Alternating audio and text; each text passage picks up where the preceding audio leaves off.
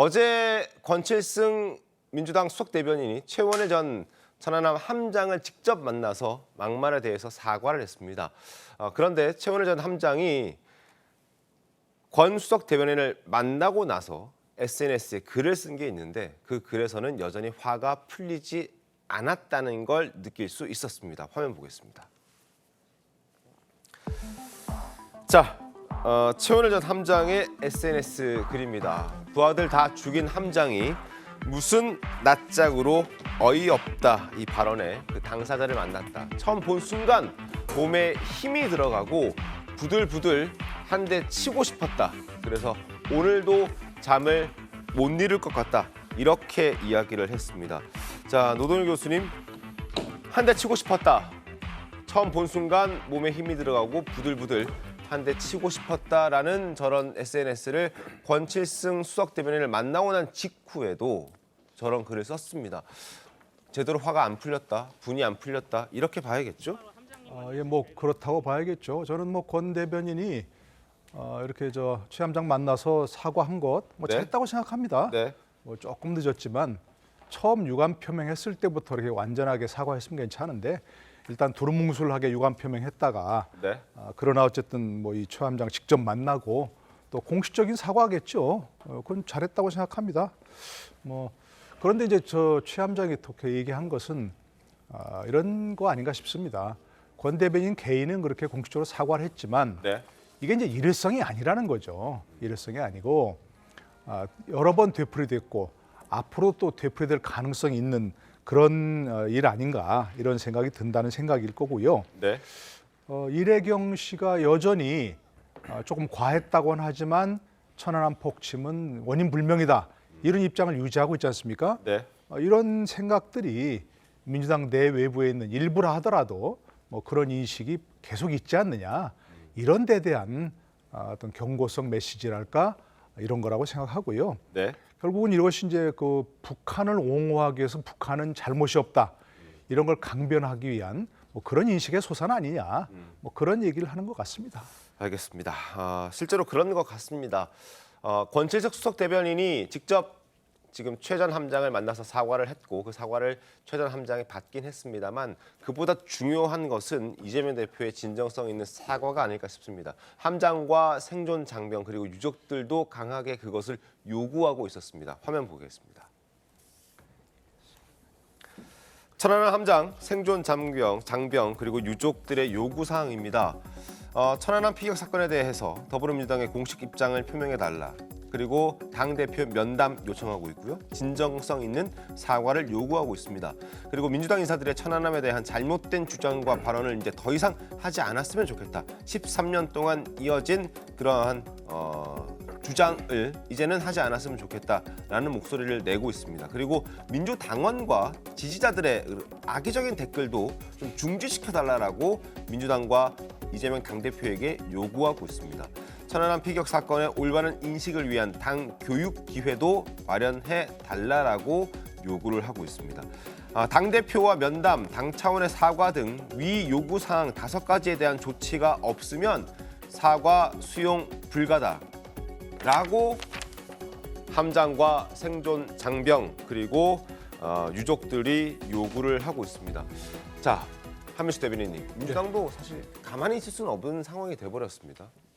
일단 저는 이번 일을 보면서 네. 우리 정치권, 저를 포함해서 다 정치권에서 우리 생존 장병들이 여전히 힘들고 트라우마를 겪고 이분들에 대해서 우리 사회가 좀 더 보듬고 치유할 수 있는 이런 것들이 좀 부족하지 않았나 이런 뭐 제 개인적인 반성도 하고 필요할 거로 생각을 합니다. 뭐 기회가 되면 네. 문제 제기도 할 필요가 있을 것 같고요.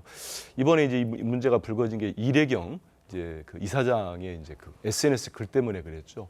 사실 이제 그건 뭐 당 지도부가 그 내용까지는 몰랐던 것 같습니다. 그리고 바로 이어서 그 논란이 되니까 이재명 대표는 분명히 입장을 밝혔습니다. 정부의 이건 북한에 의한 폭침이라는 피격됐다는 입장, 거기 정부 발표를 신뢰하고 존중한다는 얘기를 했고, 네. 그리고 바로 이제 그 이래경 이사장이 사의를 표시했고 당 지도부가 수용을 했습니다. 대표가 결단을 했는데 그 이후에 이제 권칠승 수석 대변인의 발언이 나왔죠. 문제가 됐죠. 예. 네.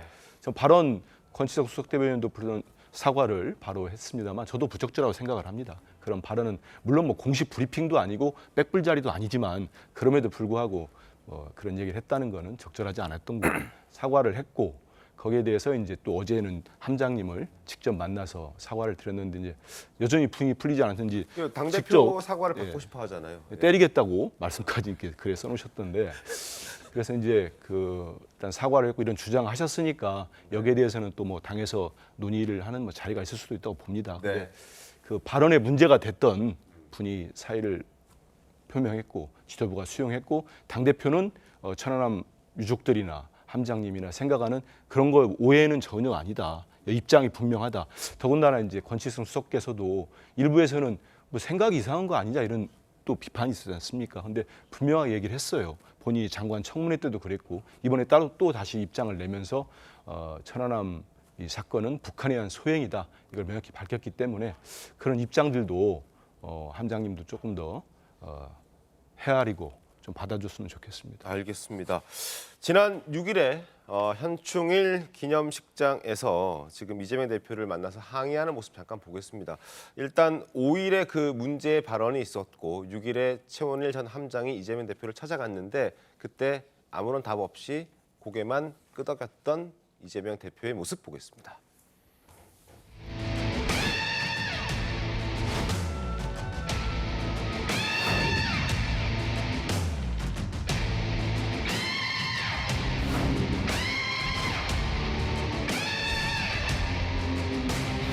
이재경 씨나 이재명 대표의 별도의 사과가 없었다는 점이 유감입니다. 당연히 사과를 받아야 될 것 같습니다. 더 이상 우리 유족과 생존 장병들에게 이러한 합리적인 의뢰를 공격하는 행위들이 멈췄으면 하는 생각입니다.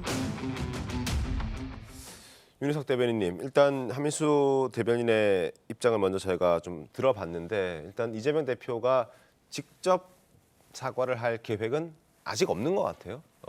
어떻게 좀 보셨습니까? 답답하죠. 사과라는 게 이 진정성이 담보되지 않으면 전혀 의미가 없는 거 아니겠습니까?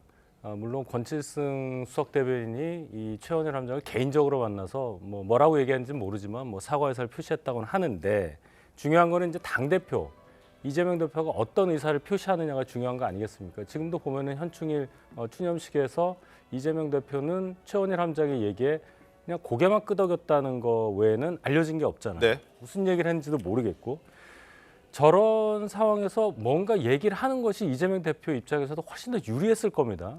그래서 그것이 언론을 통해서 밝혀져서 진정성이 있구나. 이게 어느 정도 알려졌다면 이렇게까지 민주당의 코너로 몰렸겠느냐. 근데 민주당은 역으로 그 얘기를 하지 않고 최원일 함장이 국회의원도 아닌데 저 자리에 국회의원만 들어갈 수 있는 저 구역이 어떻게 들어갔느냐. 네. 그 얘기를 또 하더라고요. 그러니까 이 전반적인 상황에 대해서 개인적으로 사과를 한 권칠승 수석 대변인도 있고 네. 여러 얘기는 있지만 전체적으로 이게 받아들여지기가 어려운 상황이 계속 나오는 겁니다. 한민수 대변인께서는 진정성을 담아서 말씀을 하신 걸로 저는 이해를 하지만 민주당 전체 구성원이 과연 그런 것인가 거기에 대해서 최원일 함장을 비롯한 네. 유가족, 생존 장병 네. 또 지켜보는 국민 네. 모두 그 정확한 진정성을 정말 느낄 수 있는 상황이 벌어지고 있는가에 대해서는 이재명 대표가 다시 한번 생각을 하셔야 된다 이렇게 봅니다. 알겠습니다. 자, 그런데 지금 이런 게 뭔가 민주당도 정리를 하고 싶은데 안민석 의원이 정리를 못하게 하고 있는 것 같습니다. 천안함 자폭설을 주장했던 이래경 전 혁신위원장을 두드러는 발언을 또 했습니다. 안민석 의원 목소리 들어보시죠. 이내경이라는 분은 이번에 문제가 된 발언 말고는 네. 그분의 살아온 삶이 깨끗하고 또 유능하고 우리 저희 진영 진보 진영에서는 굉장히 독특한 장점을 가지고 계신 분이에요. 네. 인지도가 있건 없건 간에 숨겨진 아주 귀한 그런 자산이었는데 그 자산을 이번에 잃어버리게 된 것이죠. 최준영 변호사님, 자산을 잃어버리게 됐다라고 얘기합니다. 과연 자산이었습니까? 정말 저런 저와 같은 인식을 가지고 있었던 분을 민주당의 진귀한 자산이다라고 하는 인식 자체에 대해서 정상적이고 또 중도적인 생각을 가진 분이라고 한다고 하면은 납득하기가 상당히 어려운 것 같은데요. 굳이 이것을 우리가 비교를 네. 굳이 비교를 하자고 한다고 하면은 만약에 네. 보수파에 있는 분들이 광주 민주화 운동에 대해서 폄하하는 발언을 했다라고 했을 때에 광주에 있는 분들이 느꼈던 심정과 네. 이 천안함 폭침으로 인해서 있던 피해 입었던 분들 같은 경우에는 거의 그 정도의 어떤 트라우마를 느꼈을 겁니다. 그렇기 때문에 마치 광주 민주화 운동을 통해서 했던 분들이 특별법까지 하고 그에 대한 예우까지 한 네네. 것처럼 여기 같은 경우에 이번 천안함 그 생존 피해자들이 5가지 요청하는 중에 첫 번째가 뭐냐면은 천안함 피격 사건에 대한 더불어민주당의 공식 입장 표명이라고 했습니다. 그러면은 지금 얘기하신 것처럼 그 이래경 그 혁신위원장의 생각이 오히려 민주당의 대표의 생각입니까? 이런 부분에 대한 것에 기본적인 대한 생각이 정리됐을 때야만이 네. 과연 그 이래경 씨의 어떤 그 정말 진귀한 말씀도 참 재미있어요. 진귀한 자산이란 말이 그 국민에게 설득을 얻을 수 있는 것 같은데 만약에 이분이 진귀한 그 자산이라고 한다고 하면은 또다시 2차적으로 지금 인스타에서 나올 혁신위원장도 이런 생각을 가지신 분으로 이 테이블에 올릴지에 대해서 좀 되묻고 싶습니다. 알겠습니다. 한번 지켜보죠.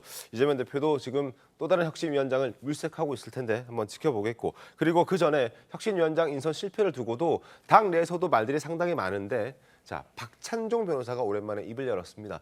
민주당의 혁신은 간단하다라고 했는데 뭐가 그렇게 간단한지 박찬종 변호사의 목소리 들어보겠습니다. 민주당이 괜한 헛발질을 하고 네. 국민을 피곤하게 하고 일부 개딸들과 열성 지지자들은 이재명 씨에 대해 지지를 계속 보낼지 모르지만은 네. 여기서 뭘 혁신하겠다고 하느냐? 네. 답은 간단하게 하나 있어요. 네. 간단하게. 이재명 제거. 민주당의 우선 국회의원들 이재명 빼고 167명이 네. 과반수 이상이 이재명 지지하고 있나? 안 한다면 그걸 물러나게 해야지. 그게 혁신이지. 예. 윤유석 대변인님 간단하다. 이재명만 제거하면 혁신 뭐 그거 간단하다 이렇게 얘기를 하는데 어떻게 좀 보셨습니까? 예, 박찬종 변호사께서 아주 간단한 논리로 설명을 하셨는데 네. 물론 뭐 그럴 수도 있겠죠. 제가 볼 때는 그만큼 이재명 대표의 존재가 네. 어느 순간 이 민주당 내부에서 상당히 큰 짐이 돼버린 상황이 돼버렸다. 지금 같은 경우도 이재명 대표가 어느 정도 정치적인 어떤 불리함을 감수하더라도 정확하게 이 사태의 본질을 파악한 다음에 본인의 의사를 정확히 밝혀줬더라면 이렇게까지 커지지 않았을 것인데 그동안 8월 28일 당대표된 이후로 네. 한 9개월 정도 지나는 동안에 뭔가 조금 불리하거나 정치적으로 수세로 몰리는 상황에서는 입장 표명을 안 하고 기자들 우르르 쫓아다니는데 말 안 하고 그런 식의 어떤 행동을 하다 보니까 당 내부에서조차 당대표의 생각을 따라갈 수 없는 그리고 당대표가 무슨 생각하는지도 잘 모르는 이런 사태까지 간 것이다. 그래서 그 상황에 대해서 박찬종 변호사께서 저렇게 조금 독특한 표현을 쓰신 게 아닌가 이렇게 해석합니다. 알겠습니다. 그리고 무한 책임을 지겠다던 이재명 대표는 지금 뭐 천안함 발언 논란과 관련해서는 좀 입을 닫은 채 혁신위원장, 새로운 혁신위원장 인선에 집중하고 있는 것 같습니다. 이 대표의 목소리 들어보겠습니다. 인사 실패로 분당이나 비대위 이런 얘기까지 나오고 있는데 좀 이번 위기 극복 어떻게 하실 생각일까요? 네, 더 훌륭한 이제 인재를 발굴하고 많은 분들의 의견을 들어서 더 나은 혁신을 해나가는 게 문제 해결의 방법이겠지요. 형님 다음 혁신위원장 인선은 좀 어느 정도로 지금 진행이 되고 있나요? 네, 많은 분들의 의견을 듣고 있습니다. 그 의원 전체 의견 듣고 계시는 거예요? 가능하면 많은 분들의 의견을 들으려고 합니다. 자, 그리고 어제 오늘 한겨레 신문이 민주당을 비판하는 장문의 기사들을 쓰고 있습니다. 오늘도 한번 소개를 좀 해드리죠. 신문 보겠습니다. 자, 민생 외면한 정치, 더는 당만 보고 표 주는 일은 없을 것이다. 이렇게 얘기하고 있습니다. 우리는 왜 민주당에 등을 돌렸느냐? 당대표 보호하려고 과반을 줬냐? 이런 거 아니다 이거죠. 국민들이 지금 당대표를 보호하기 위해서 다수 의석을 준 게 아니다라고 민주당을 지지했던 그리고 지금은 철회했던 2040 세대들이 이야기를 하고 있습니다. 민주당의 의석을 줘도 달라지는 게 없더라. 과석 의석 갖고 자기들 이익만을 위해서 싸우고 있다. 이게 무슨 우리가 원했던 당의 모습이 아니다라고 얘기를 하고 있는 겁니다. 그리고 민주당이 과반 의석 가지고 있다고 하지만 기억에 남는 것은 밀어붙였다라는 단어뿐이다. 이런 지적도 나오고 있습니다. 그리고 상대적으로 깨끗했다라고 믿었는데 그것 또한 아닌 것 같더라. 이런 얘기까지 나오면서 도덕성 무너진 건 국힘이나 민주당이나 독인 객인 마찬가지더라. 이럴 바에는 다음에는 표주지 않겠다. 이런 쓴소리들이 나옵니다. 자, 한민수 대변인님, 가볍게 들을 얘기는 아닌 것 같죠? 많이 아픕니다. 네. 많이 아프고 이렇게 말씀해 주신 분 한 분 한 분 제가 될 수만 있다면 찾아뵙고 설명도 드리고 더욱더 많은 채찍도 받고 그러고 싶습니다. 민주당에 대해서 이런 말씀을 보도되신 분들의 마음은 여전히 저희 당에 실망하셨지만 그래도 기대를 갖고 계시니까 이런 말씀 주셨다는 생각이 듭니다. 네. 이게 다수가 됐든 소수가 됐든 국민들께 저희들이 의석이 많고 그다음 집권했던 정당으로서 실망드리고 또 이런 모습 못 아는 거는 이건 입이 10개라도 반성해야죠. 잘못된 부분은 인정하고 변화도록 그 과정에 있는 게 지금 이제 혁신이나 쇄신 작업을 하는 과정인데요. 그 과정 시작했는데 또 다시 혁신위원장이 이제 하루 만에 그만두는 일이 벌어져서 또 민망한 일이 벌어졌습니다. 네. 다만 좀 전에 이제 앞서 말씀들 나왔는데 이재명 대표가 말을 안 듣는다. 그거는 그거 아닙니다. 제가 이제 바로 대변인을 이렇게 맡으면서 쭉 같이 일을 했기 때문에 여러 가지 검찰 수사에 대해서도 그때도 얘기를 안 한다는 지적들이 많았습니다. 하지만 쭉 설명을 하니까 왜 이렇게 오래 설명했냐는 비판까지 나올 정도로 자세히 설명을 했고 최근에 당내외 논란에 대해서는 예전에 전임 당대표 때 일어났던 사건이었지만 대국민 사과를 국민들께 사과드리고 그게 당대표의 또 책임 아니겠습니까? 그런 말씀 드렸고 다만 이번에 이제 이대경 혁신위원장 전 혁신위원장 건은 이제 실명으로 이제 비판하시는 의원들은 아주 소수인 것 같습니다. 현재까지는 한두 분 되시는 것 같은데 좀 내막을 보시면은 그건 다릅니다. 왜냐하면 프레임이 친명이 아니냐 이대경 씨가 또는 당대표가 단독으로 결정한 거다. 그래서 책임지라는 건데 제가 변명이 아니고 이건 조금만 취재하면 기자들한테 물어봐도 다 나오기 때문에 이분이 친명이 아닌 거는 본인 스스로가 얘기를 했고 당대표도 말씀하셨고 그다음에 단독으로 결정하신 게 아니고 이미 누가 추천한 것까지 다 네, 기사가 언론에 나왔습니다. 보도되지 않았습니까? 네. 그래서 여러 군데 추천을 받아가지고 또 괜찮은 분이라고 추천 받아서 이제 임명을 했는데 네. 천안함 관련된 부적절한 말씀하시니까 거기에 대해서 대표가 바로 기자들한테 동의하지 않는다는 말씀하지 않으셨습니까? 그렇기 때문에 천안함 관련된 것도 명확하게 당과 입장, 대표 입장도 밝혔다는 말씀 드리겠습니다. 알겠습니다.